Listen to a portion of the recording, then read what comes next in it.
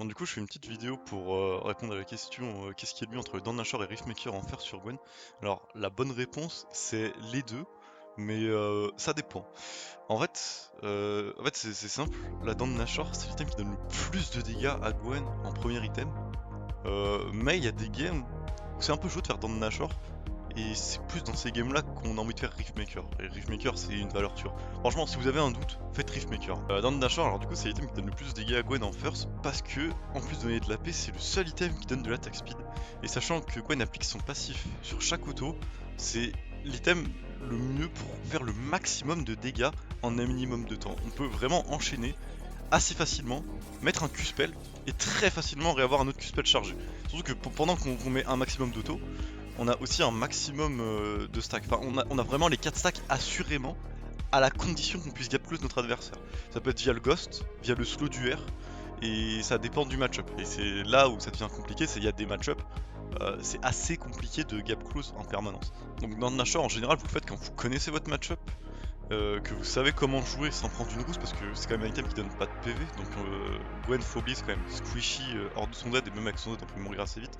Du coup faut vraiment savoir ce qu'on fait quand on fait Dawn Nashor first. C'est un très bon item, mais il faut savoir jouer avec, c'est assez important. Du coup pour résumer très rapidement la Dawn Nashor, parce que pour moi c'est un peu tout ce qu'il y a à dire, c'est vraiment un item qu'on prend quand on sait ce qu'on fait, quand on sait jouer en étant très fragile, en infligeant le maximum de dégâts en un minimum de temps, mais il faut que le match-up le permette, et il faut du coup soi-même être suffisamment bon pour le faire. Il y a quand même des match-up où on peut prendre une Dawn Nashor, mais on privilégie Riftmaker, et justement on va voir pourquoi Riftmaker c'est bien aussi. Donc, du coup le Riftmaker par rapport à la Dawn Nashor, ce qui est intéressant, c'est que ça nous donne 350 HP à la place de l'attaque speed en termes de stats. On a quasiment autant d'AP avec son passif infusion du néant à 1-2 d'AP près en fonction de votre niveau, mais c'est quasiment, enfin c'est autant d'AP. Et du coup ce pool d'HP vous permet d'être plus résilient, d'être plus chiant à tomber, à sortir de lane. Mais ce qui est intéressant aussi c'est son passif, et le passif on peut vraiment en abuser énormément, et c'est pour ça qu'en ce moment j'adore faire le Riftmaker à la place de la Nashor first. Alors sur un combat long, ce sera toujours la Dawn Nashor qui vous donnera le plus de dégâts. Mais avec le Riftmaker, vous pouvez avoir un burst de dégâts plus important qu'avec la Dawn Nashor. Je m'explique. Avec Gwen, il y a vraiment un jeu de mind game qui est très important. Mais vraiment, j'insiste, c'est très important et j'essaie de m'expliquer au mieux. C'est-à-dire que quand vous, êtes quand vous voulez all-in et que du coup vous allez fighter, vous avez que votre R pour slow, si on oublie le ghost, si on oublie les cieux. Et genre, du coup, le mec, s'il voit vos dégâts que vous balancez tout d'affilée, il va reculer, il va avoir peur. Genre, il va voir vos dégâts, il va reculer, vous allez pas pouvoir mettre tous vos dégâts parce que il va essayer de dodge, il va reculer, il va prendre ses distances. Quand, quand vous commencez à trade, l'intérêt de faire, vous mettez votre premier R, hein, excusez-moi. L'intérêt quand vous voulez all-in, quand vous voulez tuer votre adversaire, c'est justement de jouer tout doucement, pour mettre votre premier Q-spell, mais prendre votre temps d'envoyer vos R, déjà pour les toucher, mais surtout pour stacker votre conquéreur et votre Riftmaker.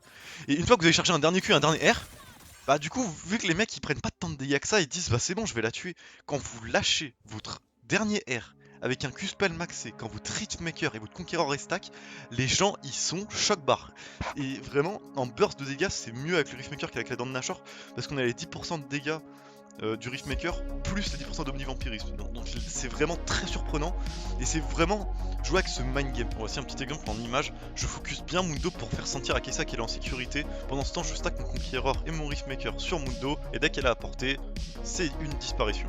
Il y a même autre chose qui est possible. Par exemple, vous jouez contre un range, contre Timo, c'est assez facile, même contre Darius, c'est possible avec son dot.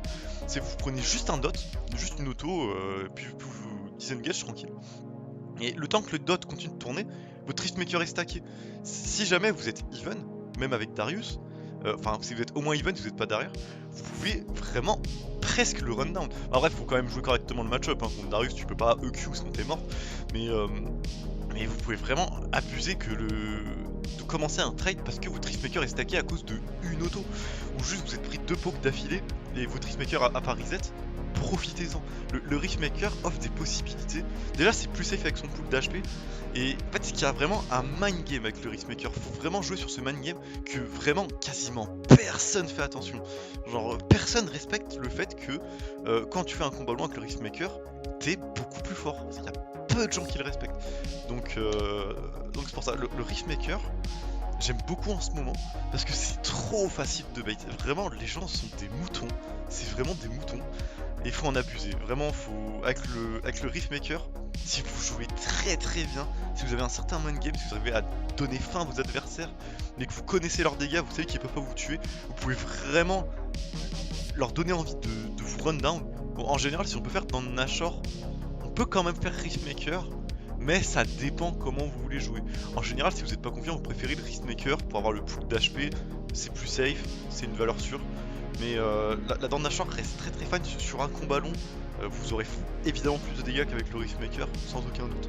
Mais avec le Riftmaker, vous pouvez être très surprenant, en plus d'être plus safe en lane. Donc voilà, j'espère que ça vous aidera à vous décider entre l'item que vous pouvez faire. Donc en fait, réfléchissez juste à comment vous voulez jouer la game, quel est votre match-up, lequel irait mieux à votre situation. Les deux sont très très bien. Franchement, c'est dur de faire un mauvais choix. Il y a peut-être juste certains match-up où la Dent de Nashor, je dirais, c'est un mauvais choix. Mais si vous avez un doute, Riftmaker n'est jamais un mauvais choix, c'est une valeur sûre. Sur un all-in sans zéro, c'est plus compliqué qu'avec la Dent de Nashor, vu qu'on a moins de dégâts pour faire un non-trade. Mais ça reste très fine, ça reste pas impossible. C'est vraiment, faut s'adapter en fonction de l'item qu'on fait. Si vous avez l'habitude de jouer les deux items, normalement vous savez vous adapter. Dans le prochain patch note, il y aura le Riftmaker et la Dent de Nashor qui vont tous les deux perdre 10 d'AP. De toute façon, il y a tous les items qui vont se faire nerfer, mais pour ces deux items là en particulier, les deux vont perdre 10 d'AP. Donc je pense que le débat restera le même et je pense que ce sera un peu la même chose. Peut-être que du coup, la value des 8% de dégâts, de mémoire j'ai lu que ça rajoutait 8% de dégâts et pas 10, mais toujours 10% d'Omnivamp. Peut-être que le créateur de faille sera légèrement mieux qu'avant par rapport à la Dent de Nashor en comparaison pour uniquement ces deux items, mais les deux resteront largement faisables en first, j'en suis assez sûr. Après, à voir, hâte de voir le patch note et voir ce que ça donnera réellement. Bon, j'espère que cette vidéo vous aura aidé à faire votre choix. C'est rarement que je fais ce genre de vidéo où j'essaie d'expliquer quelque chose, donc n'hésitez pas à me dire si je l'ai bien fait, mal fait. S'il y a d'autres débats, si on peut dire ça comme ça sur Gwen, n'hésitez pas. J'ai l'intention évidemment de faire d'autres vidéos entre guillemets guides sur le personnage, mais je ne sais pas trop par quoi commencer, parce que je pourrais parler de certains combos, certaines choses qu'on peut faire avec le personnage.